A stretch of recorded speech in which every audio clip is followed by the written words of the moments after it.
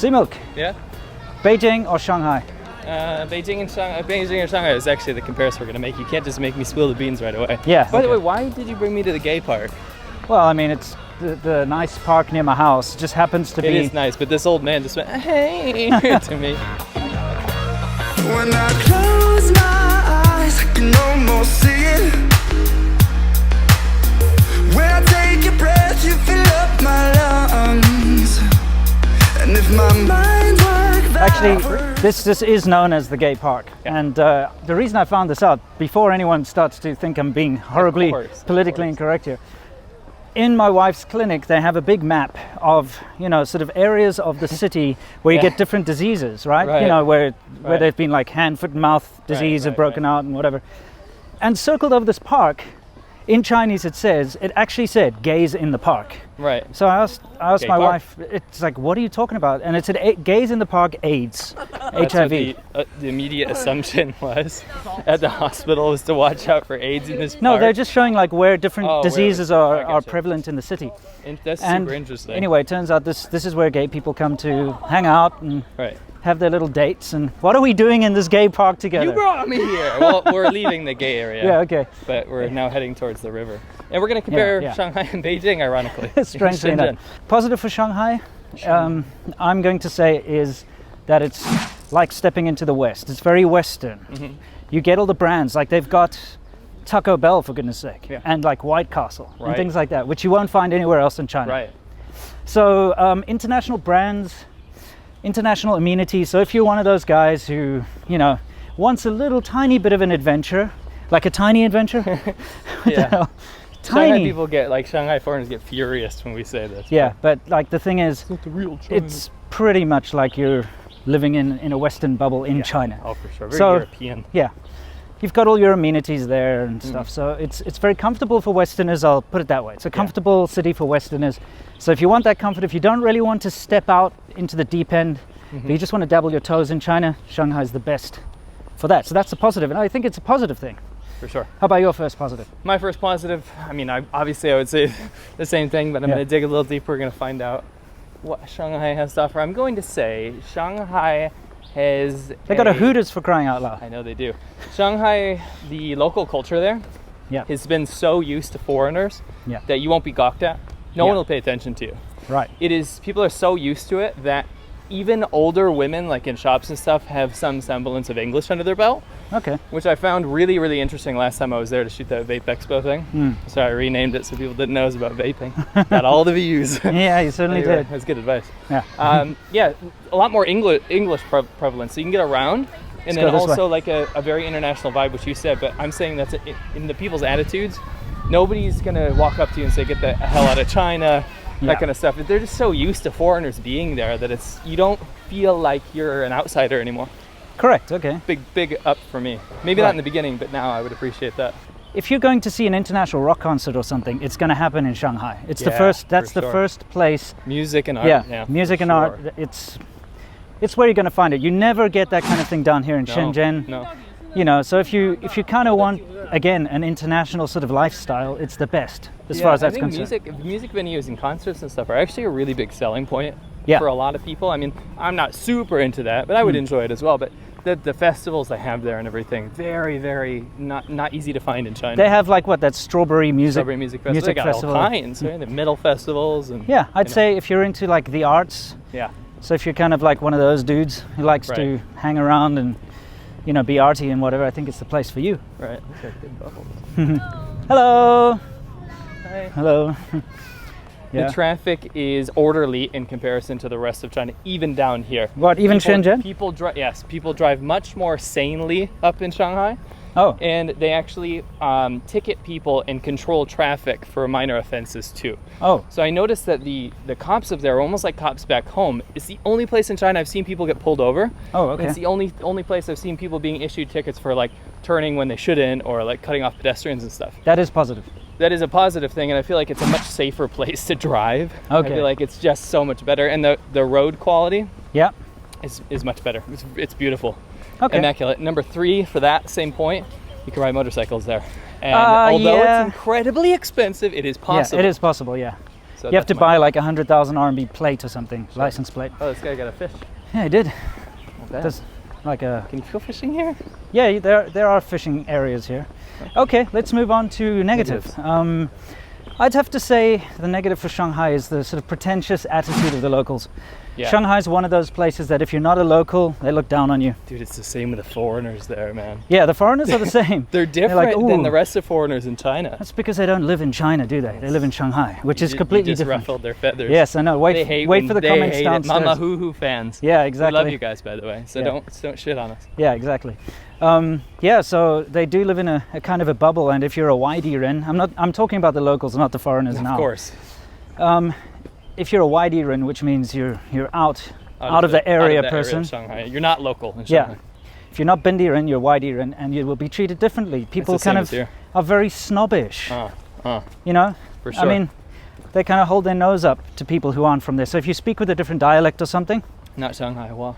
Yeah, exactly. They will kind of look down on you and treat you worse. They'll give you like bad deals at the shops and things. A lot of couples here, if you didn't notice. Oh, right. I'm not paying attention. We went back to the gay part. That's okay. Yeah, just my fall in the water there. That's really close. Look at that. The water's I almost like right there, you know. Anyway. Beautiful day, by the way. Beautiful park. Yeah, it is.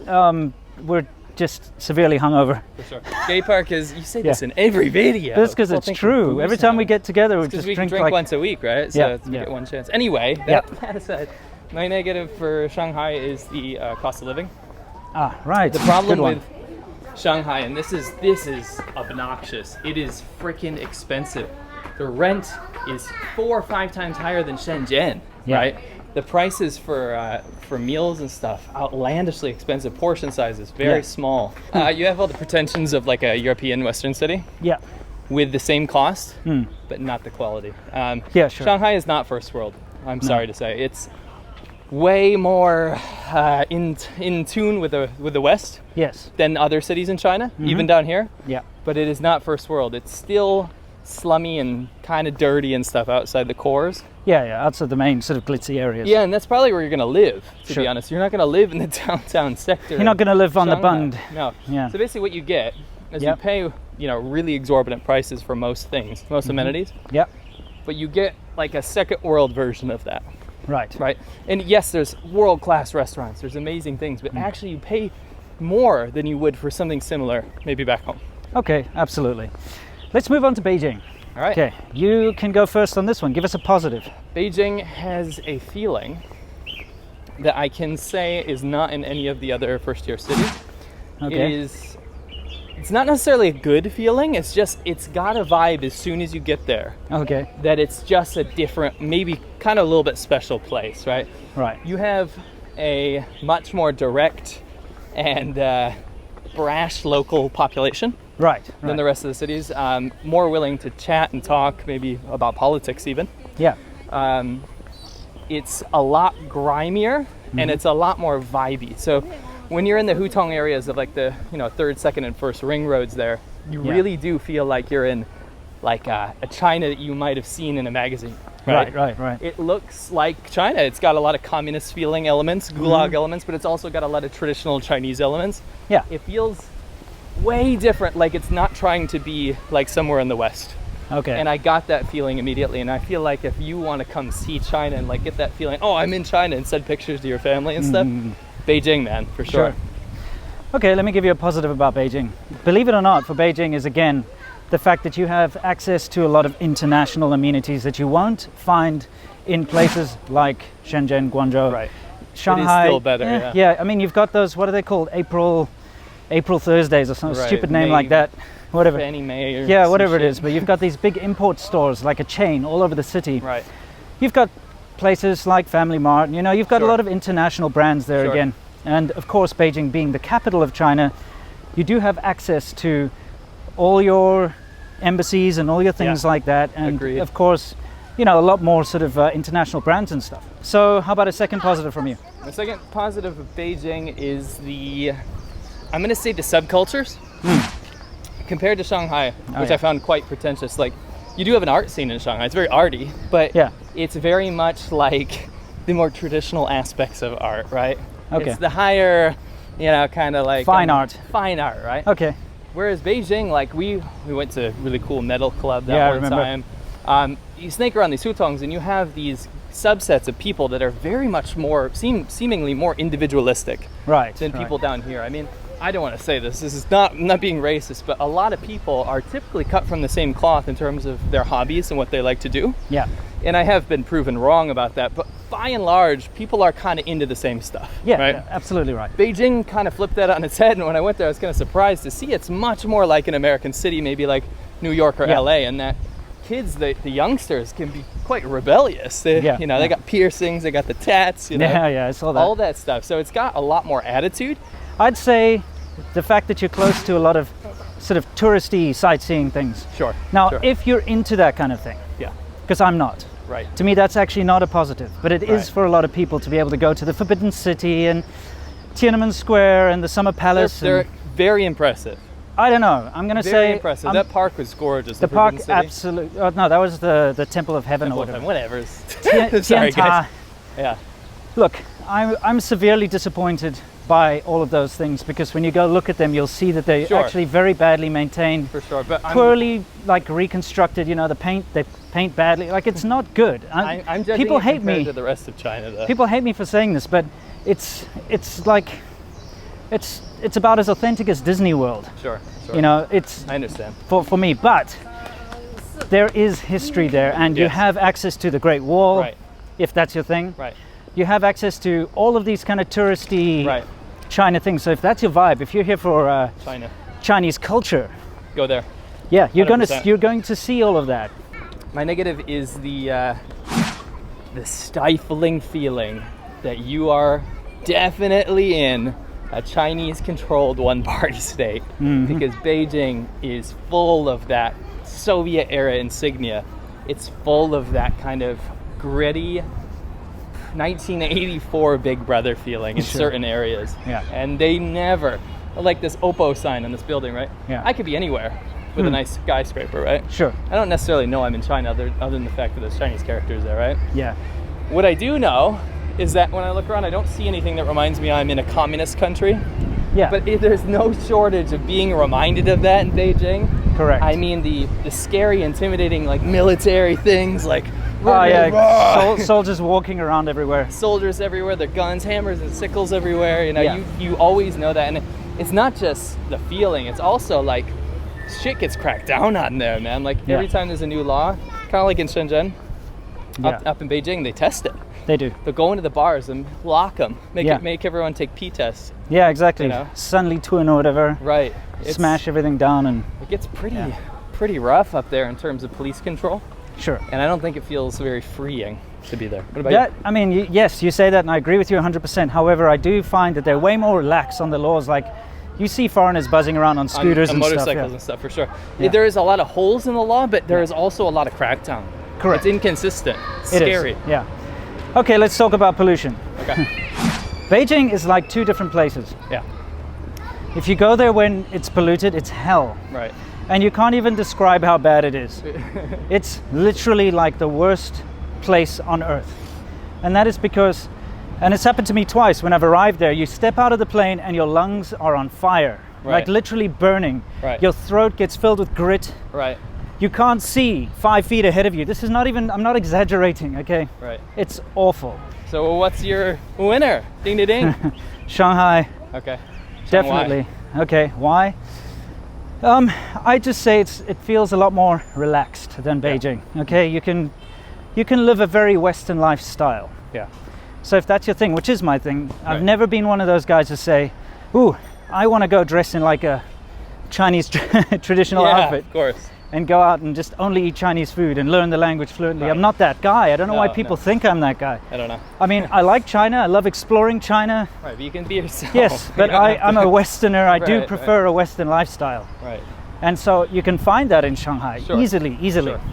Very easily. and be connected to the rest of the world. Yeah.